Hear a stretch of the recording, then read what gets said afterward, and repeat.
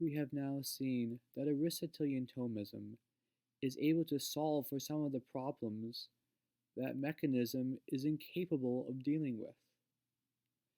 Now, some people object and claim that we cannot go back to Thomism because it is incapable of solving for the many significant findings of Isaac Newton and his great advancements in the quantitative sciences. However, there is no reason there needs to be a disunity between the quantitative sciences and the Thomistic philosophy. There was a movement called River Forest Thomism. One of the main figures in this group was Father William Wallace. Through his book, The Modeling of Nature, he did an excellent job of explaining the atom through both the quantitative aspects as well as the philosophy of Aristotle and St. Thomas Aquinas. In his book, he made similar comments about subatomic particles and asked the question if a subatomic particle even has an essence. For just as calcium is not actually calcium when it is part of the body, so too subatomic particles do not appear to actually be subatomic particles when they are part of an atom. But a deeper question is, do electrons ever exist apart from a substance? Do they ever have their own essence? Unlike the virtual substances in man, we do not observe subatomic particles. We do not encounter them with our senses. We run tests with very accurate quantitative tools, and they gave us back math. We combine this math with a model, and we are able to predict how these subatomic particles act and function. Naturally, when we think of subjects, we always apply accidents to them. When we think about subatomic particles, we tend to think of little balls. However, the consensus is that electrons really aren't electrons. Electrons are reduced to quarks, and quarks are reduced to something even smaller. There are even some branches of science that say subatomic particles are simply charges, and all matter and substance is ultimately just energy. Since the subatomic particles are not truly observable, we cannot sense them. We are not able to properly grasp them and come to a knowledge of their essence, or even know if they are actually a thing. This is also agreed by the reductionists, who thus, in the end, fail to grasp the building blocks that is really the only real thing in this universe.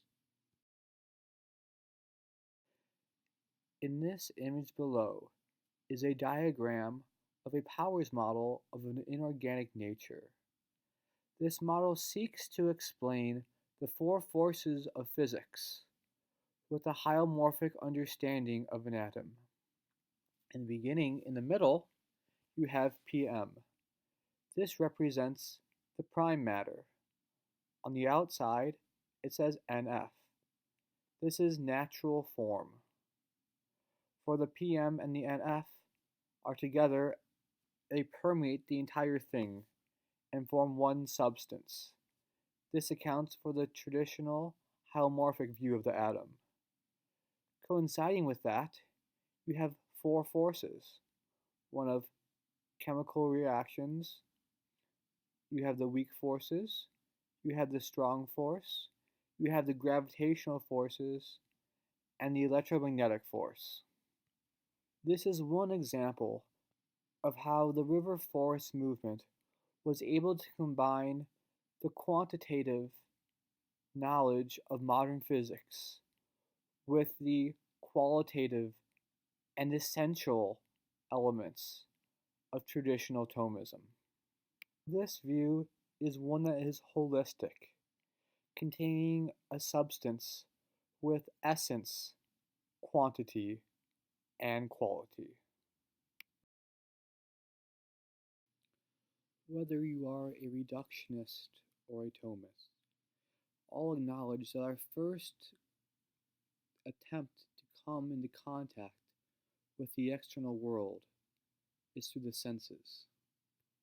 Once we grasp things through the senses, we then form concepts in our mind. These concepts are things such as gold, iron, oxygen. For years, man could tell water from gold, from iron, not by using an atomic number or periodic table, but rather simply through observation, through knowledge of the essence, that the things were essentially different. This was not a mere quantity, but through a comprehension of the essence of the thing. It has not only been till recent times that we knew about the atomic number of particles. Before this, man was completely capable of distinguishing the different types of things by their essence and his knowledge of their nature. For if in the beginning man was only given an atomic number, it would mean nothing, for this number means nothing without a concept, an idea for it to be applied to. For quantity means nothing when it is not applied to a concept. However, it was through experience that man first realized that there were different types of things out there, and only after first having this experience and knowledge of the essence, that he began to look and probe into what differentiates these things, that he realized their difference in quantity and internal structure. For if man had simply knowledge of the atomic number and the atomic structure, he is not able to live his life. He is not able to go about daily simple tasks. However, a knowledge of form, a knowledge of the essence of a thing that contains both qualitative and quantitative attributes, allows man to live his life in the real physical world. The fact that man can only come to the knowledge of the different atomic numbers or quantitative structure of elements after he has first comprehended through form is another example that, at least in the sphere of knowing, essence or substantial form is prior to quantitative knowledge. It is actually this quantitative knowledge, we say, about gold or about silver. Thus, the essence is prior to the quantitative facts. And also this quality. For when man first seeks to know, he starts as a blank slate. Man comes to know qualities through his senses. By knowing qualities, he comes to observe things and knows the essences of things and knows of the substances. Once he knows of the subjects around him, he is then able to know of quantity. Thus, in the order of knowing, quantity is the last to know. It is only known after one first knows the essence and the quality. If quality and essence do not exist, then everything which is predicated, then that which quantity is predicated of is a lie. Thus, that which we have quantitative knowledge about does not actually exist. Therefore, the quantitative knowledge means nothing. We see that without substantial form, quality has no meaning or significance. For the sake of accomplishing basic and everyday tasks, qualitative knowledge is only helpful when it is combined with essence.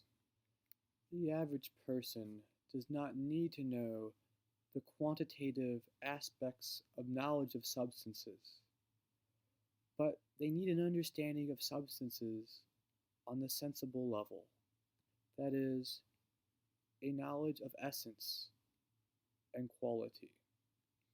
To do simple tasks such as to read, to walk, and to drive rely on us knowing the essences of things around us and knowing both their quantitative and qualitative properties, not just. Thus, it is a knowledge of qualities and the essences of things that allows us to perform the practical tasks in daily life. Thus, the pragmatist will prefer to adhere to the existence of form and a realist position. This very system gives him the knowledge he needs to understand the external world and live his daily life. If he does not acknowledge quality and essence, he will not be able to make it through his daily chores. Also, the scientist, who needs scientific knowledge to fulfill certain tasks and to understand certain operations, will also appeal to the hylomorphic realism. The reason is because the system of hylomorphism accounts for certain aspects, certain problems in modern physics, such as the non-locality of subatomic particles. Ultimately, since a philosophy which only is concerned with quantity and rejects the existence of essence and quality cannot give true knowledge, because quantitative knowledge is always knowledge of something, and if essences turn out to be nothing, then quantitative knowledge turns out to be knowledge of nothing.